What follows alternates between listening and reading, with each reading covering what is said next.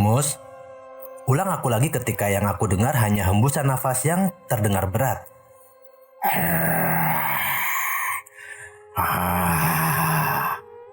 Suara itu bukan suara Ibu Mus.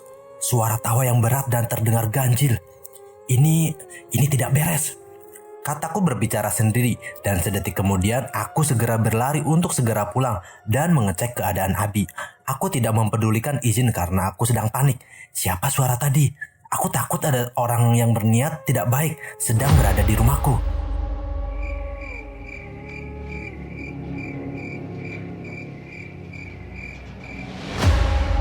Assalamualaikum warahmatullahi wabarakatuh. Jumpa lagi bersama saya di channel Weton Nom yang selalu menyuguhkan kisah-kisah misteri. Kali ini adalah lanjutan cerita dari 100 tahun setelah aku mati. Hidupku terasa komplit. Ya, terasa semuanya begitu indah. Terlebih hadirnya Abimanyu membuat kami semakin bersyukur atas anugerah dan karunia-Nya yang sudah begitu banyak dilimpahkan kepada kami. Tangis dan tawa dari Abi membuat rumah yang sudah terlalu lama sepi ini menjadi lebih berwarna. Dulu rumah ini ditempati oleh 3 orang, aku, bapak, dan ibu. Seiring berjalannya waktu, ibu pergi meninggalkan rumah ini. Beberapa tahun kemudian, giliran bapak yang menyusul ibu pergi meninggalkan rumah ini. Beliau berdua tidak akan kembali dan tinggallah aku sendiri di rumah ini untuk waktu yang cukup lama. Sampai Risa datang memberikan wajah baru di sini. Beberapa waktu seterusnya datang seorang lagi yang meramaikan rumah ini, yaitu Abimanyu, anakku. Dan jadilah kami menjadi 3 orang penghuni tetap rumah ini. Abimanyu tumbuh dengan cepat dan tidak terasa umurnya sudah menginjak bulan ke-7. Dia mewarisi kulit halus ibunya. Dan Abi adalah anak yang gemar berceloteh dan tertawa. Tampaknya dia mewarisi bakat cerewet dari ibunya. Dan ukuran tubuhnya cukup besar untuk ukuran anak berumur 7 bulan. Semua yang terjadi begitu indah bagi aku dan Risa. Beberapa hal yang menjadi kendala kami adalah ketika aku dan Risa harus bekerja dengan terpaksa mesti meninggalkan Abi kepada pengasuh kepercayaan kami. Andai saja aku masih punya orang tua, tentunya Abi akan aman diasuh kakek dan neneknya. Mertuaku juga bekerja secara terpisah. Ibu mertuaku di Thailand, sedangkan bapak mertuaku juga masih menjadi polisi aktif. Jadi kami mengambil jalan tengah dengan meminta bantuan seorang pengasuh bernama Ibu Mus untuk menjaga Abi selama kami bekerja. Mas, makan siang dulu. Begitu kata Risa dari seberang telepon. Iya, Nduk. Kamu juga jangan lupa makan ya. Jawab aku. Waktu itu adalah pertengahan tahun 2012. Aku sedang memakan bekal makan siangku yang dibuatkan Risa sedari pagi tadi. Suasana rumah sakit tempatku menghadapi koas sedang tidak begitu sibuk. Jadi ada sedikit waktu lebih lama istirahat buatku. Mas, kira-kira si Bima lagi ngapain ya? Kok Bima sih? Abi. Kalau Bima nanti udah beda toko, Nduk. Ya, Mas, kan kerenan kalau Bima manggilnya. Celoteh Risa dari ujung telepon. Kami memang selalu begini, saling mengabari setiap ada kesempatan dan waktu luang di sela kesibukan kami. Biar aku telepon Bu Mus sih, Abima lagi apa?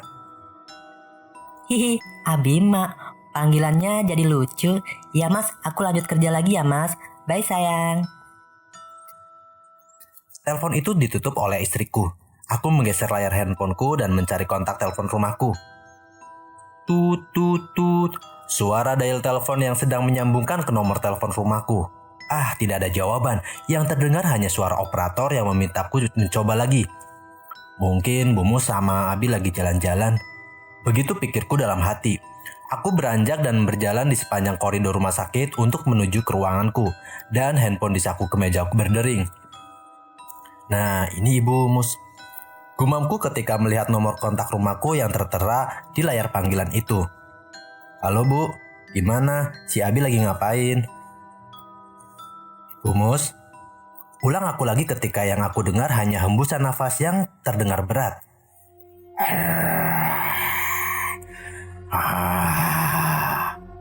Suara itu bukan suara Ibu Mus. Suara tawa yang berat dan terdengar ganjil.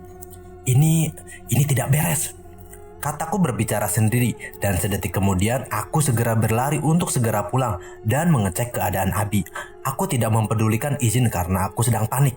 Siapa suara tadi? Aku takut ada orang yang berniat tidak baik sedang berada di rumahku. Aku sampai di parkiran dan segera naik di atas Vespaku, menggenjotnya sekuat tenaga dan dengan kecepatan penuh aku melaju ke rumah. Aku menjadi pengendara yang sangat ugal-ugalan di jalanan. Aku tidak peduli dengan beberapa lampu merah yang aku terobos. Beruntung aku tidak dikejar polisi. Aku terlalu terburu-buru. Aku terlalu takut jika terjadi apa-apa dengan Abi. Kenapa gerbangnya terbuka? Kenapa pintu depan juga terbuka? Batinku ketika sudah sampai di halaman rumah. "Bumus!" Teriakku lagi yang mencari di mana Bumus dan Abi berada. Rumah dalam keadaan rapi. Tidak ada tanda dimasuki orang asing. Dan begitu aku sampai di belakang rumah, aku lega. Ternyata Ibu Mus dan Abi tengah bermain di balkon. "Bumus, kenapa nggak jawab teleponku tadi? Aku panggil dari depan juga tidak dijawab." Begitu kataku kepada Ibu Mus. "Loh Mas, bukannya tadi udah aku telepon balik. Tapi yang ngomong tadi si Abi di telepon." "Abi, Bu?" Tanyaku seakan tidak percaya. "Iya Mas, tadi itu kan Mas Rizal telepon. Lalu aku lagi di belakang sama Abi. Pas aku telepon balik Mas Rizal, Abinya minta gagang teleponnya. Terus ngoceh kayak biasanya itu Mas." Aku terhenyak mendengar keterangan Ibu Mus. Beliau tidak pernah berbohong. Dan hari itu ada yang tidak beres. Ada yang tidak beres dengan Abi. Hal yang aku takutkan menjadi kenyataan. Aku menggendong Abi dan membawanya berjalan masuk ke ruang tengah. Aku menatap Abi yang hanya tertawa dengan tawa khas anak balita yang lucu. Tapi lebih dari itu aku melihat jauh lebih dalam anak 7 bulan ini. Abi bahkan memiliki sesuatu yang lebih besar dari yang aku miliki. Dan semua ini membuatku risau. Aku duduk di sofa dan mendudukkan Abi di pangkuanku.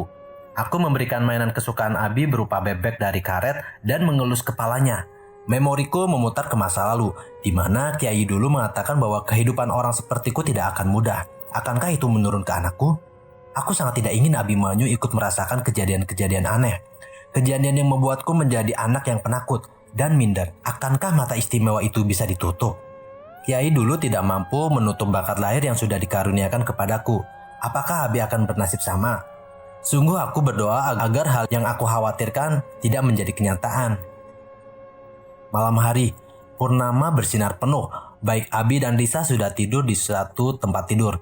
Aku melihat mereka yang tidur dengan nyamannya. Aku mendekat dan mencium kening putra kesayanganku itu. Dan aku mengelus rambut ibunya yang masih terlihat ayu, bahkan setelah sekian lama aku mengenalnya. Jelas malam itu aku tidak bisa tidur. Aku menuju ke ruang tengah dan menyalakan TV, sekedar membunuh perasaan cemas yang sedari tadi menggangguku. Aku hanya menonton acara berita dan hari sudah menjelang tengah malam saat hawa dingin itu muncul. Ya, hawa dingin negatif yang besar sedang mendekat ke rumahku. Aku berdiri dari sofa tempat aku duduk dan mencari asal energi itu. Indraku menuntunku ke pintu belakang. Dengan hati-hati aku buka pintu itu dan benar saja sosok itu muncul malam ini. Sosok yang terlihat seperti golongan genderuwo itu berdiri dengan jarak yang tidak seberapa jauh dari ambang pintu di mana aku mematung. Karena heran dengan ukuran tubuh makhluk yang seraksasa itu, mungkin sekitar 5 meter. Ya, 5 meter tingginya dengan bulu lebat berwarna hitam legam. Wajahnya menakutkan, menyerupai kera dengan moncong seperti anjing. Kepalanya seperti manusia dengan rambut gondrong yang menjuntai kumal sampai punggungnya. Lidahnya menjulur berwarna merah darah yang meneteskan liur yang seperti lendir berwarna putih pecat. Dan bau makhluk itu sangat busuk. Baunya seperti bangkai yang akan membuatmu muntah jika berada di dekatnya. Matanya besar dan merona merah dengan pendar cahaya yang semakin membuat bulu kuduku berdiri. Tangan-tangan besar dan berotot itu menggaruk-garuk tubuhnya. Sakar yang seperti belati itu mengayun ke udara. Dia terlihat seperti binatang buas, seperti beruang yang sangat menakutkan. "Aku ingin mengawal anakmu," kata makhluk itu dengan suara menggelegar. "Anakku tidak butuh dikawal," jawabku dengan lantang dan bersiap menantang jin pengganggu itu. bapak yang bodoh. Aku menyukai anakmu. Dia akan jadi tempat menyenangkan untuk bermain. Hadapi bapaknya sebelum main-main dengan anaknya. Tantangku kepada makhluk tinggi besar itu.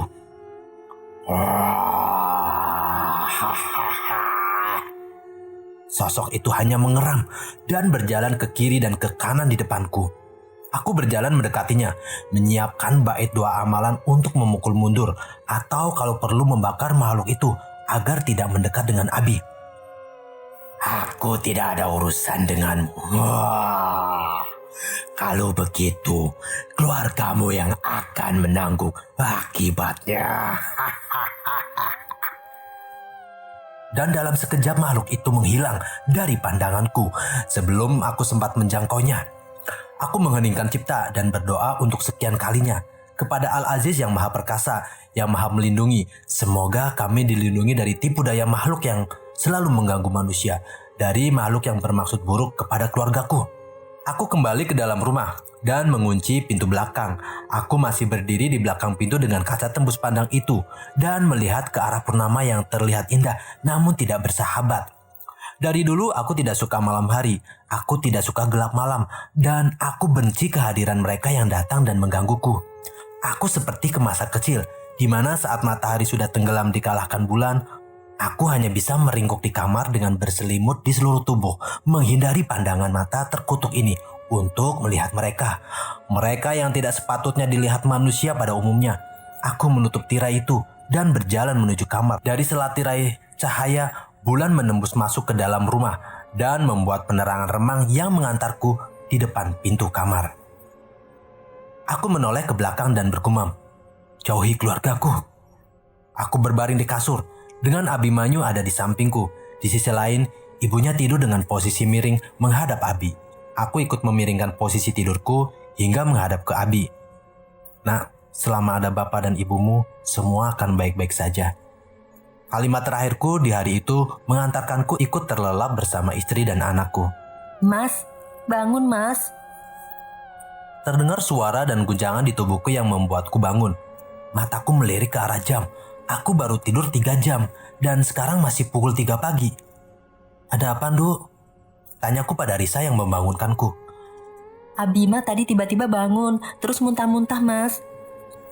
Kata Risa yang terlihat takut. Aku buru-buru bangun dan mengecek Abi. Suhu tubuhnya tinggi dan dia menangis dengan keras. Aku melihat sisa muntahan yang berwarna kehijauan. Aneh, Abi masih diberi ASI dan untuk makanan tambahan belum terlalu sering diberikan. Tapi kenapa muntahnya seperti ini? Aku bingung dengan kondisi Abi. Mas, kita ke UGD aja mas. Aku takut Abima kenapa-kenapa. Aku mengiyakan permintaan Risa. "Kamu siap-siap, Nduk. Bawa baju seadanya. Aku ngeluarin mobil ya." Jawabku dengan segera beranjak keluar membuka garasi dan pagar untuk mengeluarkan mobil. Risa di sampingku dengan menggendong Abi erat-erat. Kami segera masuk ke mobil dan aku memacu kendaraan secepat aku bisa. "Abi gimana, Nduk?" Masih muntah mas. Ayo cepet mas, aku khawatir banget. Ucap Risa yang panik di kursi belakang. Aku membenamkan kaki ke pedal gas lebih dalam agar segera sampai ke rumah sakit yang berada di utara Jogja. Jalanan ring road masih senggang, membuatku benar-benar ngebut sekencang yang aku bisa. Setiap saat aku mengecek Risa dan Abi lewat spion tengah, dan tampak Risa sudah menangis karena melihat kondisi Abi yang drop secara tiba-tiba. Aku sangat tidak berkonsentrasi ke jalan karena harus membaginya untuk menanyakan kondisi Abi dan sebagainya. Mas, Abi kejang mas. Teriak Risa histeris dari belakang. Aku yang kalap segera memacu mobil tua itu ke batas kecepatan maksimal. Keringat dingin mulai muncul dan perasaan cemas yang teramat sangat membuat perhatianku buyar. Aku menyalip truk tangki bahan bakar berukuran besar di depanku yang menghalangi jalan. Aku membanting setir kanan sambil memainkan porsneling. Aku gas dalam-dalam mobil itu dan tiba-tiba, Rizal, hati-hati di depanmu. Aku tersentak kaget. Sari.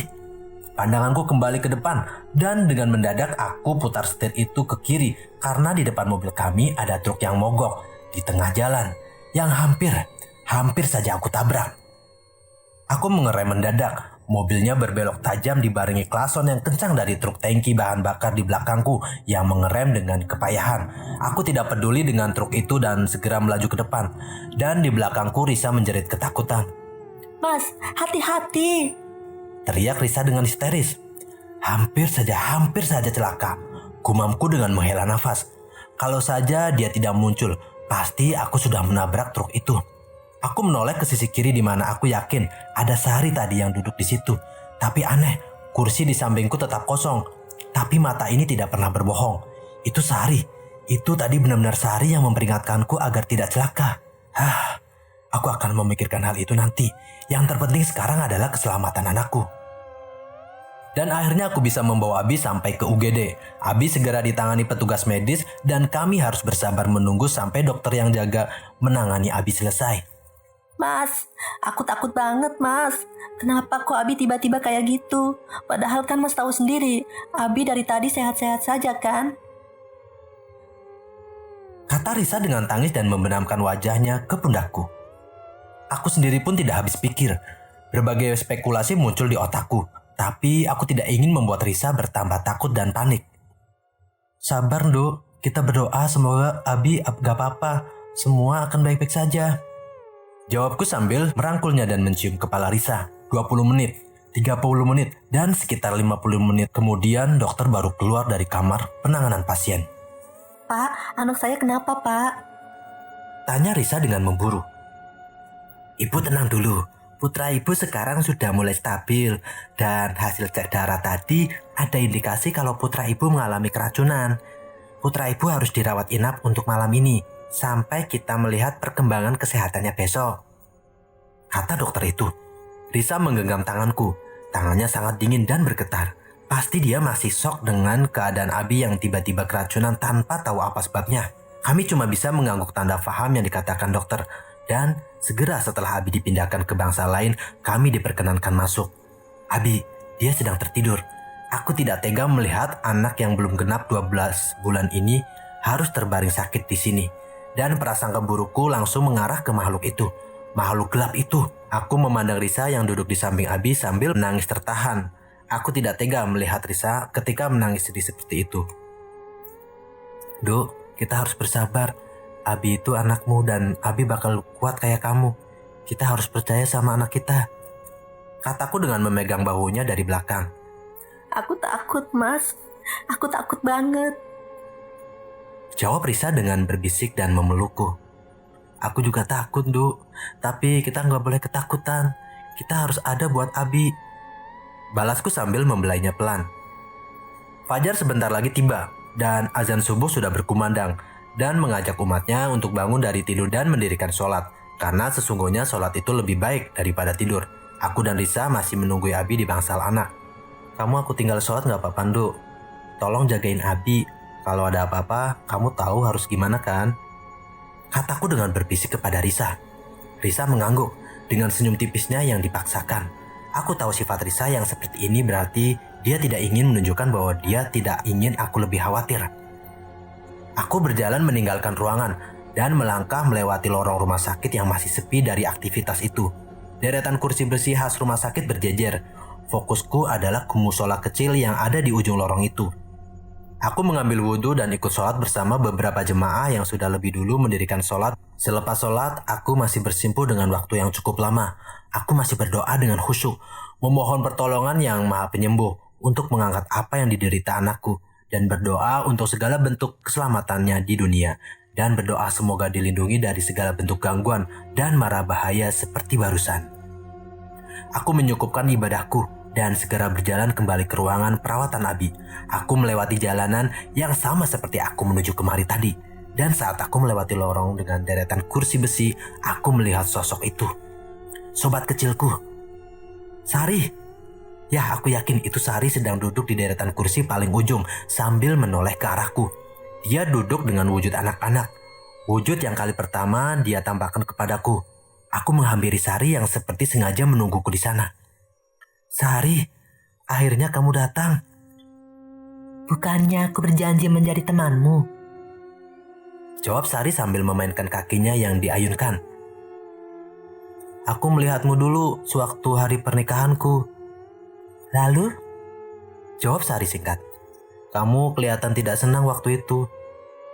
Jawabku sambil mengingat kejadian lalu saat Sari muncul dengan wajah menyeramkan di hari pernikahanku. Iya Zal, aku sangat tidak senang waktu itu. Kenapa Sari? Aku tidak senang, ada golonganku yang mengganggu keluarga dari temanku. Jawab Sari sambil menoleh ke arah pintu ruangan perawatan Abi. Maksudmu? Tanyaku yang sedikit bingung. Rizal, anakmu itu sama sepertimu. Ini sudah digariskan, bahkan sebelum dia lahir, seperti kamu dulu banyak dari golonganku akan menyukaimu. Begitu juga dengan anakmu, dan ada yang berniat buruk kepada keluargamu. Dia mencari tumbal untuk dikorbankan. Aku paham dengan maksud Sari, sosok hitam itu. Iya, dia ada di belakang Risa istrimu saat hari pernikahanmu. Aku berusaha menjauhkannya, tapi aku tidak cukup kuat untuk membuatnya pergi. Jadi aku menampakkan diri dengan wujud lain dan berharap kamu paham kalau ada dari bangsa kami yang berniat buruk. Waktuku tidak banyak. Aku cuma bisa mengatakan itu. Ujian terberatmu mungkin akan segera datang.